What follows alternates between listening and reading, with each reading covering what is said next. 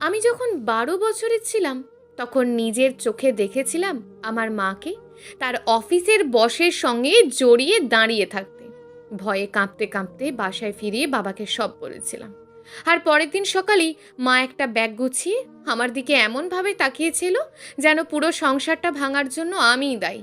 তারপর ঠান্ডা গলায় বলেছিল, তুই যদি চুপ থাকতি তাহলে আজ এই দিনটা দেখতে হতো না। সেদিন মা শুধু বাড়ি ছেড়ে যায়নি, আমার ভিতরের ছোট্ট আমিটাকেও সঙ্গে করে নিয়ে গিয়েছিল। সেদিন বিকেলে স্কুল ছুটি হওয়ার পর আমি রাস্তার পাশে ফুচকার দোকানের আড়ালে দাঁড়িয়েছিলাম। আকাশটা মেঘলা ছিল, বাতাসে ধুলোর গন্ধ। স্কুল ব্যাগটা বুকের সঙ্গে শক্ত করে চেপে ধরে আমি অপেক্ষা করছিলাম মায়ের জন্য, কারণ মা বলেছিল সেদিন অফিস থেকে ফেরার পথে আমাকে নিয়ে একসাথে বাসায় ফিরবে। কিন্তু আমি তারপর যা দেখলাম, মা অফিস বিল্ডিংয়ের পিছনে সরু গলিটার দিকে হাঁটছে, আর তার পিছন পিছন যাচ্ছিল একটা লোক। লোকটাকে আমি চিনতাম, মায়ের অফিসের বড় স্যার। আমি প্রথমে কিছু বুঝিনি, কৌতূহল নিয়ে একটু এগিয়ে গিয়েছিলাম শুধু। তারপর দেখলাম লোকটা মায়ের কোমরে হাত রাখলো। মা একবার তার চারপাশে তাকালো, আর ঠিক পর মুহূর্তেই লোকটা মাকে চুমু খেলো। আমার পুরো শরীর ঠান্ডা হয়ে গিয়েছিল, মনে হচ্ছিল কেউ যেন বুকের ভিতর থেকে জোর করে শ্বাসটা কেড়ে নিচ্ছে। আমি স্থির হয়ে দাঁড়িয়েছিলাম। কানে তখন রাস্তার গাড়ির হর্ন বাজছিল, দূরে আজানের শব্দ ভেসে আসছিল, কিন্তু আমার কাছে সবকিছু ঝাপসা লাগছিল। এই মানুষটাই কি আমার মা, যে আমাকে শিখিয়েছে মিথ্যে কথা বলা পাপ? সেই মানুষটাই? আমার ছোট্ট মাথা কিছুই বুঝতে পারছিল না। আমি দৌড়ে সেখান থেকে চলে এসেছিলাম। পুরো রাস্তা কাঁদতে কাঁদতে বাসায় ফিরেছিলাম। আমাদের বাসাটা ছিল একটা পুরনো গলির ভিতর, ছোট্ট ভাড়া বাসা, স্যাঁতস্যাঁতে দেওয়াল, বারান্দায় শুকাতে দেওয়া কাপড়। রান্নাঘর থেকে ভেসে আসছিল ডালের গন্ধ। বাবা তখন রান্নাঘরে দাঁড়িয়ে ডাল নাড়ছিল। তার গায়ে ছিল পুরনো একটা স্যান্ডো গেঞ্জি আর চেক লুঙ্গি। কপালে ঘাম জমেছিল। অফিস থেকে ফিরেই হয়তো রান্না শুরু করেছিল আমাদের জন্য। আমাকে দেখে বাবা অবাক হয়ে বলল, কি হয়েছে রোদেলা, তোর মুখ এমন সাদা কেন? আমি চুপ থাকতে চেয়েছিলাম, খুব চেয়েছিলাম, কিন্তু পারিনি। কথাগুলো নিজে থেকেই বের হয়ে এসেছিল। আমি আমি মাকে দেখেছি। বাবা হাঁ করে তাকিয়ে রইল। আমি কাঁপা গলায় বললাম, মা একজন লোকের সাথে ছিল, উনি মাকে জড়িয়ে ধরেছিল। বাবার হাত থেকে খুন্তিটা মেঝেতে পড়ে গেল, কিন্তু বাবা চিৎকার করেনি, একটাও না। আর সেটাই ছিল সবচেয়ে ভয়ঙ্কর। মানুষ যখন খুব বেশি কষ্ট পায় তখন হয়তো চিৎকার করতে পারে না। বাবা শুধু স্থির হয়ে দাঁড়িয়েছিল। তার চোখের ভিতরটা মুহূর্তেই ফাঁকা হয়ে গিয়েছিল। সেদিন রাতে আমি আর আমার দুই বোন পাশের ঘরে শুয়েছিলাম, কিন্তু কারোর চোখে ঘুম ছিল না।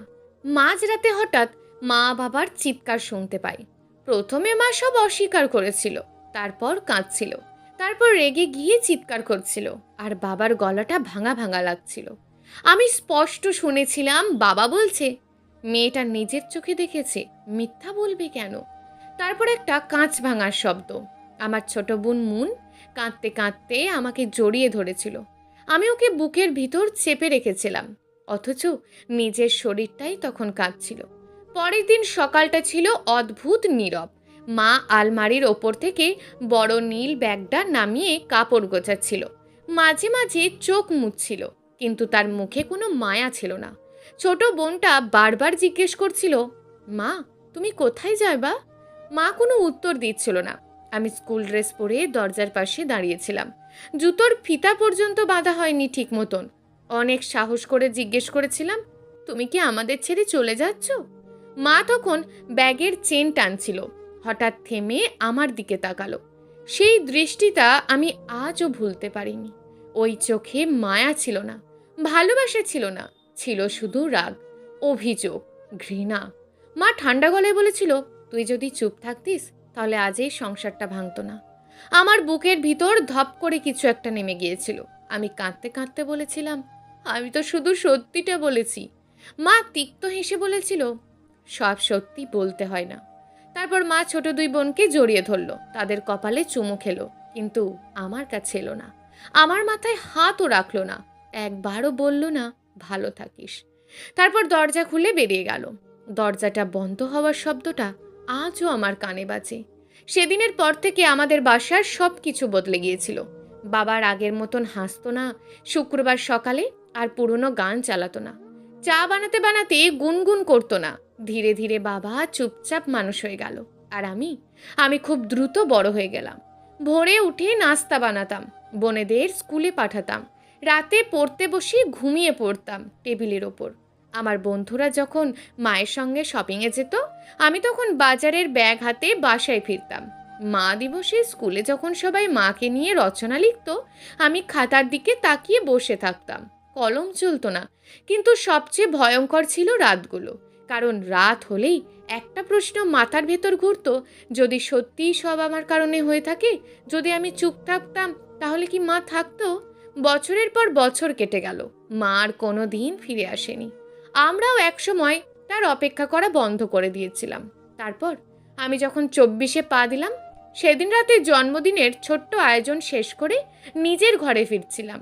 সবাই জোর করে হাসছিল, যেন আমরা এখনো স্বাভাবিক একটা পরিবার। ঠিক তখনই আমার ছোট বোন নীলা দরজার সামনে এসে দাঁড়ালো। তার হাতে পুরনো একটা প্লাস্টিকের ব্যাগ। সে ধীরে ধীরে বলল, এটা আব্বুর আলমারিতে পেয়েছি। ভিতরে ছিল একটা পুরনো ছবি, মায়ের ছবি, আর কিছু কাগজ। কাগজগুলোর ওপরে আমার নাম লেখা। আমার হাত ঠান্ডা হয়ে গিয়েছিল। আমি কিছু বলার আগেই নীলা কাঁপা গলায় বলল, আপা, মা আমাদের ছেড়ে যায়নি ওই ঘটনার কারণে। আমার 24তম জন্মদিনের রাতটাই হাসি, আনন্দ, কিছু ছবি তোলা আর নিজেদেরই বোঝানোর চেষ্টা শেষ করে যে আমরা এখনো ভাঙা সত্ত্বেও একটা সংসারই আছি। ঠিক তখনই নীলা আমার ঘরের দরজার সামনে এসে দাঁড়ালো। তার হাতে ছিল পুরনো একটা প্লাস্টিকের ব্যাগ। আমি তখনও জন্মদিনের কেকের মিষ্টির স্বাদটা ঠিক মতন কাটিয়ে উঠতে পারিনি।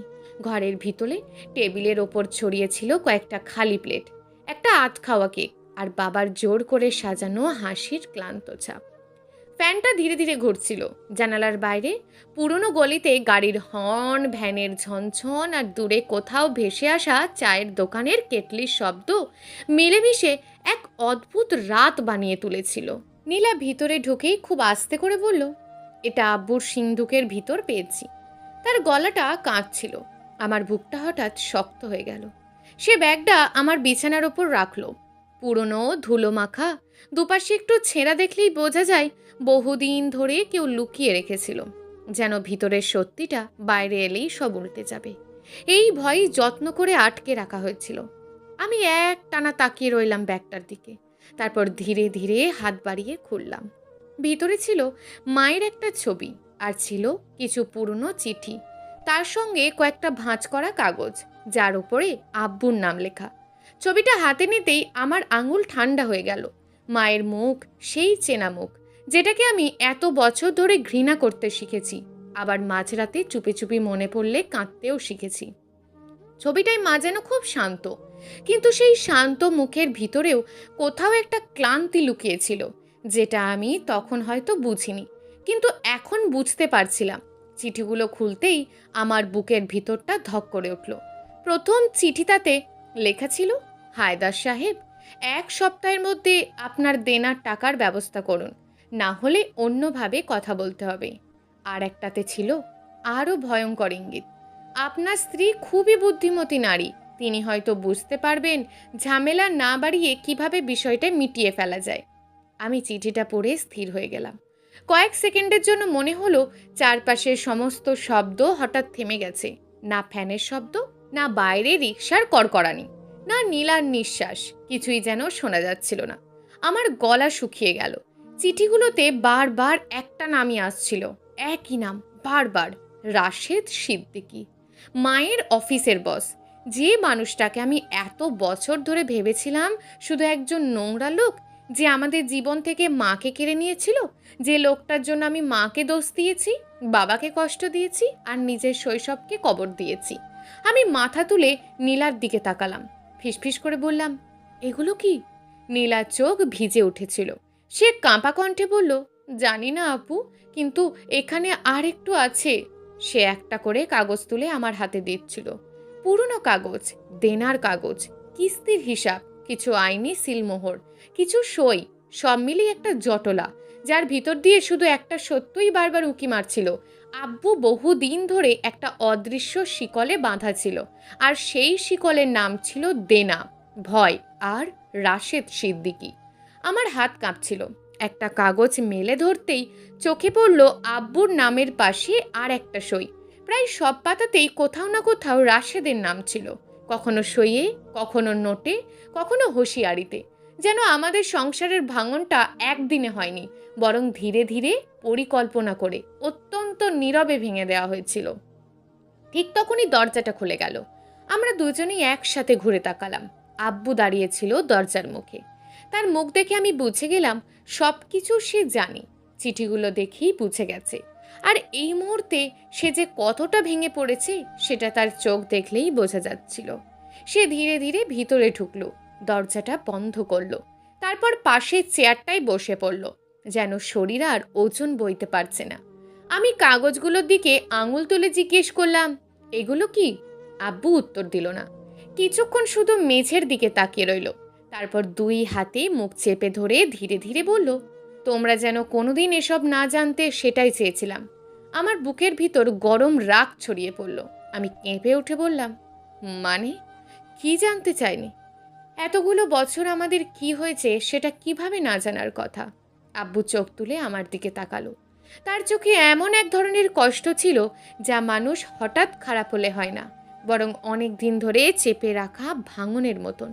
সে খুব আস্তে বলল, তোমাদের মা তুমি যেমন ভেবেছ তেমন ছিল না রোদেলা। এই একটা বাক্যই আমার বুকটা যেন থেমে গেল। আমি নিঃশ্বাস নিতে পারলাম না। শুধু জিজ্ঞেস করলাম, তাহলে কি ছিল? আব্বু চোখ বন্ধ করে একটু সময় নিল, তারপর ভাঙা গলায় বলতে শুরু করলো, আমার ওয়ার্কশপে একদিন দুর্ঘটনা ঘটেছিল। তারপর দেনা বেড়ে গেল। নীলার চিকিৎসা, বাসা, সংসার সবকিছু একসাথে চাপ দিচ্ছিল। তখনই রাশেদ সাহায্যের হাত বাড়ালো। প্রথমে ভাবলাম সত্যিই বোধহয় সাহায্য করছে। তার মুখে এক রাস তিক্ত হাসি ফুটে উঠল। কিন্তু ওর মতন লোকেরা কিছুই বিনা পয়সায় দেয় না। আমি চুপ করেছিলাম, শ্বাস আটকে বসেছিলাম। আব্বু বলল, শুরুতে সে কিছু টাকার ব্যবস্থা করে দিল, বলল পরে শোধ দিলেই চলবে, ওয়ার্কশপটা দাঁড় করাতে সাহায্য করবে। কিন্তু কিছুদিন পর বুঝলাম ওর সাহায্যের পিছনে অন্য কিছু আছে। সে একটু থেমে আবার বলল, মায়ের সঙ্গে ওর ব্যবহার ভালো ছিল না। মা আমাকে বলতো, আমি ওকে বলতাম দূরে থাকতে, কিন্তু তখন আমরা এতটাই চাপে ছিলাম যে সহজে বেরোতে পারিনি। নীলা ভয়ে আমার দিকে তাকালো। আব্বু কাঁপা গলায় বলল, তারপর চিঠি আসতে শুরু করলো। সে টেবিলের ওপরে থাকা কাগজগুলোর দিকে ইশারা করলো। একবার বলেছে জেলে পাঠাবে, একবার বলছে বাড়ি জব্দ করাবে, একবার এমন ইঙ্গিত দিচ্ছে যে ওর কথা না শুনলে আরও খারাপ হবে।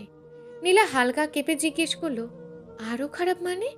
আব্বু নিচের দিকে তাকিয়ে রইল, তারপর খুব ধীরে বলল, মানে আমাদের ক্ষতি করবে। ঘরের ভিতর হঠাৎ ঠান্ডা ছায়া নেমে এলো। আমার হাত পা অবশ হয়ে যাচ্ছিল। আমি মনে মনে ভাবছিলাম, এতদিন ধরে যে দৃশ্য আমি নিজের চোখে দেখেছি সেটা আসলে তাহলে পুরো সত্য ছিল না, নাকি ছিল? কিন্তু তার ভিতরে আরও গভীর একটা অন্ধকার লুকিয়েছিল। আব্বু বলল, মা অনেক ভয় পেয়ে গিয়েছিল, আর আমিও। ওকে প্রতিনিয়ত নজরদারিতে রাখা হচ্ছিল। কোথায় যায়, কার সঙ্গে কথা বলে, সব কিছু যেন কেউ জানতো। এমনকি সেদিনও তার গলা আরও ক্ষীণ হয়ে গেল যেদিন তুমি ওনাদের দেখেছিলে। মা আসলে ওর কাছে গিয়েছিল আমাদের ছেড়ে দিতে বলার জন্য, একটু সময় চাইতে। কিন্তু রাশেদ ওখানে ওকে ধরে ফেলে। তুমি যেখান থেকে দেখেছিলে সেখান থেকেই ব্যাপারটা অনেক খারাপ লাগাটাই স্বাভাবিক। আমার মাথা ঝিমঝিম করছিল। সেই দৃশ্য, সেই বিকেল, সেই ভেঙে পড়া আমি, সব কিছু যেন আবার চোখের সামনে দাঁড়িয়ে গেল। কিন্তু এবার ছবিটা অন্যরকম লাগলো। যেন আমি এক টুকরো সত্য দেখছিলাম, পুরোটা নয়। আমার চোখ জ্বালা করতে লাগলো। আমি ফিসফিস করে বললাম, তারপর? আব্বু দীর্ঘশ্বাস ফেলল। তুমি আমাকে বলার পর আমি ওর সঙ্গে ঝগড়া করি, মাকে জিজ্ঞেস করি। সে তখন ভেঙে পড়ে সব বলে দেয়। একটু চুপ করে সে আবারও বলল, সেই রাতেই রাশেদ ফোন করেছিল। আমি নিঃশ্বাস চেপে ধরলাম। আব্বু বলল, সে বলেছিল পরিস্থিতি হাতের বাইরে চলে যাচ্ছে আর আমাদের শান্তিতে থাকতে দেবে না। নীলার চোখ দিয়ে পানি পড়তে শুরু করলো। আব্বু মাথা নিচু করে বলল, তোমাদের মা ভয়ে কাঁপছিল, বিশেষ করে তোমাদের জন্য। এতটাই ভয় পেয়েছিল যে ভোর পর্যন্ত কেঁদেছিল। কিছুক্ষণ নিস্তব্ধতা, তারপর সে খুব আস্ত করে বলল, পরদিন সকালে সে বলেছিল সে চলে যাবে। আমি যেন পাথর হয়ে গেলাম। সে সে নিজের সিদ্ধান্ত নিয়েছিল? আমি কাঁপা গলায় জানতে চাইলাম। আব্বুর মাথা নাড়ল, বলছিল ও থাকলে বিপদ আরও বাড়বে। যদিও সরে যায় তাহলে হয়তো ওদের চোখ তোমাদের ওপর থেকে সরে যাবে। আমার চোখের সামনে জল জমে উঠল। তুমি? আব্বু খুব ধীরে উত্তর দিল, আমি বলেছিলাম যেও না, আমরা অন্য কিছু করব। কিন্তু ও বিশ্বাস করেছিল দূরে গেলেই হয়তো তোমাদের নিরাপদে রাখা যাবে। ঘরটা আবার চুপচাপ হয়ে গেল। একটা ভারী অসহ্য লম্বা নীরবতা। নীলা খুব আস্তে করে জিজ্ঞেস করেছিল, তাহলে মা আমাদের ছেড়ে শুধু পালিয়ে যায়নি? ঘরের ভিতর তখন এমন নীরবতা নেমে এসেছিল যেন দেওয়ালগুলো কারোর কথা শুনছিল। আব্বু কিছুক্ষণ চুপ করে রইল, তারপর ধীরে ধীরে মাথা তুলল। তার চোখ দুটো লাল হয়েছিল। সে ক্লান্ত গলায় বলল, না, তোমাদের মা পালিয়ে যায়নি। সে ভেবেছিল দূরে থাকলেই তোমাদের বাঁচিয়ে রাখতে পারবে। আমার বুকের ভিতরটা মোচড় দিয়ে উঠল। আব্বু আবারও বলল, ওর সবচেয়ে বড় ভয় ছিল যদি আবার আমাদের কাছে ফিরে আসে তাহলে সেই মানুষগুলো আবার আমাদের খুঁজে পাবে। ঘরের বাতাসটা ভারী হয়ে যাচ্ছিল। ফ্যানটা ঘুরছিল ধীরে ধীরে। জানালার বাইরে রাত নেমে গেছে। দূরে কোথাও একটা কুকুর ডাকছিল। পাশের বাড়ির টিভির শব্দ ভেসে আসছিল অস্পষ্টভাবে। আব্বু অনেকক্ষণ চুপ থাকার পর আবারও বলল, তোমাদের মা বারবার বাসা বদলাতো, এক জায়গায় বেশি দিন থাকতো না। কোথাও একটু সন্দেহ হলেই কাজ ছেড়ে চলে যেত। আমার মনে হচ্ছিল আমি যেন একটা সম্পূর্ণ অচেনা মানুষের গল্প শুনছি। এই নারীটাই কি আমার মা? যে নারীকে আমি বছরের পর বছর নিষ্ঠুর, স্বার্থপর আর বিশ্বাসঘাতক ভেবেছি, সে কি সত্যিই একা একা পালিয়ে বেরিয়েছে আমাদের জন্য? আমার আঙুলগুলো ঠান্ডা হয়ে যাচ্ছিল। আব্বু পাশে রাখা পুরনো কাঠের ড্রয়ারটা খুলল। ভিতর থেকে ছোট্ট একটা খাম বের করলো। খামটা আমার দিকে বাড়িয়ে দিয়ে বলল, এটাই ছিল ওর শেষ চিঠি। আমার হাত কাঁপছিল। আমি খুব ধীরে খামটা খুললাম। ভিতরের কাগজে মায়ের হাতের লেখা, একদম চেনা। শৈশবে আমার স্কুল ব্যাগে নাম লিখে দেওয়ার সময় যেমন অক্ষর লিখত, ঠিক তেমন। আমি পড়তে শুরু করলাম। হায়দার, যদি কোনোদিন রোদেলা বড় হয়ে আমাকে ঘৃণা করে তাহলে তাকে বলো না যে আমি দূরে থেকে ওদের দেখতাম। ও আমাকে ঘৃণা করুক, তবুও যদি ও নিরাপদে থাকে সেটাই যথেষ্ট। আর আমি পড়তে পারলাম না। অক্ষরগুলো ঝাপসা হয়ে গেল। চোখের পানি কখন যে গাল বেয়ে নেমে এসেছে আমি বুঝতেই পারিনি। এতগুলো বছর আমি ভেবেছি মা আমাদের ভুলে গেছে, আমাদের ছেড়ে নতুন জীবন শুরু করেছে। অথচ সে দূরে কোথাও লুকিয়ে থেকে আমাদের খবর নিয়েছে, শুধু যেন আমরা বেঁচে থাকি বলে। আমি ধীরে ধীরে মাথা তুললাম। আব্বু তখন মেঝের দিকে তাকিয়ে বসেছিল। মনে হচ্ছিল এত বছরে চেপে রাখা ক্লান্তি হঠাৎ তার শরীর থেকে বেরিয়ে আসছে। আমি কাঁপা গলায় জিজ্ঞেস করলাম, মা সত্যিই আসতো? আব্বু ধীরে ধীরে মাথা নাড়ল। মাঝে মাঝে। তার গলা ভারী হয়ে আসছিল। রাস্তার মাঝে দাঁড়িয়ে থাকতো, নীলাকে স্কুল থেকে ফিরতে দেখতো, আর তোর ঘরের জানালার দিকে অনেকক্ষণ তাকিয়ে থাকতো। আমার বুকের ভিতর থেকে কিছু একটা ভেঙে পড়ল। হঠাৎ করেই আমার মাথায় একটা দৃশ্য ফিরে এলো। অনেক বছর আগে আমি কলেজে পড়ি তখন। রাস্তার মোড়ে পুরনো মুদির দোকানের সামনে একটা মহিলা দাঁড়িয়েছিল, মাথায় ওড়না টানা। আমি পাশ দিয়ে যেতেই সে মুখ নিচু করে অন্যদিকে চলে গিয়েছিল। আমি তখন বিরক্ত হয়ে ভেবেছিলাম অচেনা কেউ হবে। আজ হঠাৎ মনে হলো সেটা কি মা ছিল। আমার নিঃশ্বাস ভারী হয়ে উঠল। আব্বু ক্লান্ত গলায় বলল, তোমাদের মা সব সময় ভয় পেত যদি কেউ বুঝে যায় সে আবার আমাদের আশেপাশে এসেছে। তারপর আবার নীরবতা, একটা ভারী দীর্ঘ কষ্টে ভরা নীরবতা। মনে হচ্ছিল আমাদের ছোট্ট বাসাটা একসাথে 12 বছরের জমে থাকা সত্যি হজম করার চেষ্টা করছে। সেই রাতের পর সব কিছু ধীরে ধীরে বদলাতে শুরু করলো। পুরনো ক্ষতগুলো একদিনে ভালো হয়নি, কিন্তু প্রথমবারের মতন আমরা সত্যিটা জানতে শুরু করেছিলাম। কয়েক সপ্তাহ কেটে গেল। এক সন্ধ্যায় আমরা সবাই ড্রয়িং রুমে বসেছিলাম। টিভিতে খবর চলছিল আস্তে শব্দে। হঠাৎ পর্দার নিচে লাল দাগে ব্রেকিং নিউজ ভেসে উঠল। এক ব্যবসায়ীর বিরুদ্ধে বড় ধরনের অর্থ পাচার, জাল কাগজপত্র আর দেনার দোহাই দিয়ে মানুষকে ব্ল্যাকমেল করার অভিযোগ প্রমাণিত হয়েছে। তারপর পর্দায় যে মুখটা ভেসে উঠল সেটা দেখে আমার পুরো শরীর জমে গেল। রাশেদ সিদ্দিকী, মায়ের সেই অফিসের বস। টিভিতে একের পর এক রিপোর্ট দেখানো হচ্ছিল। ভুয়া কোম্পানি, অন্যের সম্পত্তি দখল, ঋণের ফাঁদে পেলে মানুষকে হুমকি দেওয়া। প্রভাবশালী লোকেদের সঙ্গে যোগসূত্র। লোকটা এত বছর সম্মানী ব্যবসায়ীর মুখোশ পরে ঘুরে বেরিয়েছে, অথচ ভিতরে ভিতরে একটা ভয়ঙ্কর জাল বুনে রেখেছিল। কয়েকদিন পর খবর এলো তাকে গ্রেপ্তার করা হয়েছে। সেদিনের দৃশ্যটা আমি কোনো দিন ভুলব না। আব্বু টিভির সামনে দাঁড়িয়েছিল, একদম চুপচাপ। পর্দায় দেখা যাচ্ছিল রাশেদকে পুলিশ গাড়িতে তোলা হয়েছে। সে ক্যামেরা থেকে মুখ লুকানোর চেষ্টা করছে, আর নীলা, সে বসে কাঁদছিল, স্বস্তির কান্না, অনেক বছর ধরে জমে থাকা ভয়ের কান্না। আর আমি প্রথমবারের মতন অনুভব করলাম আমাদের বাসা থেকে হয়তো সত্যি ভয়টা একটু একটু করে বের হয়ে যাচ্ছে। তারপর একদিন আব্বুর ফোন বেজে উঠল। আমরা কেউ কিচ্ছু বলিনি, কিন্তু আব্বুর মুখের পরিবর্তন দেখেই বুঝে গিয়েছিলাম ওপাশে মা। প্রথম কয়েকদিন অনেকগুলো কথা খুব ছোট ছিল, দ্বিধা ভরা, অপরিচিত মানুষের মতন। মা জিজ্ঞেস করত, রোদেলা কেমন আছে? নীলার চাকরিটা হয়েছে? তুমি ওষুধ খাচ্ছ? মনে হতো সে যেন ধীরে ধীরে আমাদের জীবনে ফিরে আসার সাহস খুঁজছে। তারপর ফোন বেড়ে গেল, মেসেজ আসতে লাগলো, লম্বা লম্বা মেসেজ, ক্লান্তি ভরা, অপরাধ বোধে ভরা, অগণিত না বলা কথায় ভরা। অনেক রাতে আমি দেখতাম আবু ছাদে দাঁড়িয়ে ফোনে কথা বলছে, তার কাঁধ কাঁপছে। এক রাতে ঘুম ভেঙে আমি শুনেছিলাম আব্বু বলছে, অনেক হয়েছে, এবার ফিরে এসো। তার গলাটা ভেঙে যাচ্ছিল। শপথ করে বলছি, এখন আর কিচ্ছু চাই না, শুধু তুমি ফিরে এসো। ওপাশ থেকে কি বলেছিল আমি শুনতে পাইনি, কিন্তু মায়ের কান্নার শব্দ শুনেছিলাম। সেই রাতের পর থেকে আব্বু প্রতিদিনই সন্ধ্যায় ফোনের অপেক্ষা করত। মাঝে মাঝে মা কিছু ছবি পাঠাতো, এক কাপ চা, পুরনো কোনো রাস্তা, মেঘলা আকাশ, বৃষ্টি ভেজা জানালা। মনে হতো সে এক একটা ছবি দিয়ে একটু একটু করে আমাদের কাছে ফিরে আসছে। আর আমি বারবার সেই চিঠিগুলো পড়তাম। প্রতিবার পড়ে মনে হতো আমি যেন আমার মাকে নতুন করে চিনছি। কিন্তু গল্পটা তখনও শেষ হয়নি। প্রায় 1 মাস পর হঠাৎ আরেকটা খবর ছড়িয়ে পড়ল।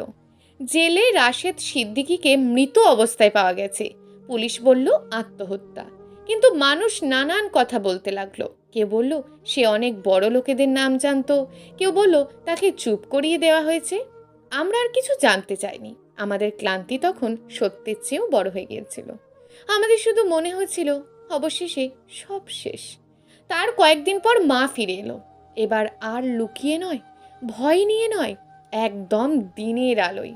সেদিন আমি জানালার পাশে দাঁড়িয়েছিলাম। হঠাৎ দেখি রাস্তার মাথায় একটা সিএনজি থামলো।